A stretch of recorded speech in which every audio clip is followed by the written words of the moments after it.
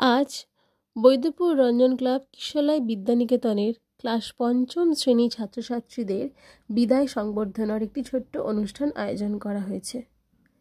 আজকে ওদের সঙ্গে আমরা ৮ বছর কাটিয়ে ফেললাম। কত কিছুভাবে এদের সঙ্গে আমরা এই এতগুলো বছর কাটিয়ে ফেলেছি, সেই ছোট্ট থেকে কাটালাম। এই মুহূর্ত আজকে ওদের বিদায় দেওয়ার দিন। বিদায় মানে যেন বিচ্ছেদের এক কবিতা।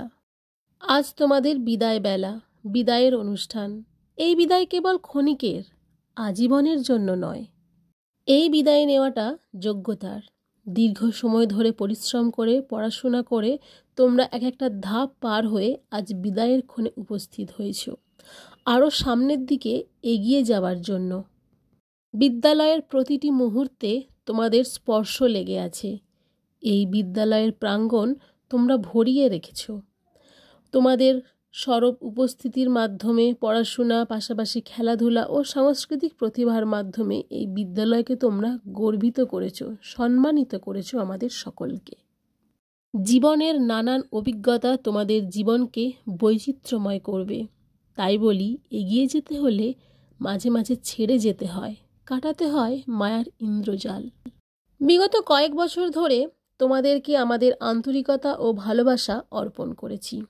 প্রয়োজনে কঠোর আচরণ করেছি, যাতে তোমরা নিজেদের পড়াশোনা নিয়ে সিরিয়াস হও, যেন পরীক্ষায় ভালো সাফল্য অর্জন করতে পারো।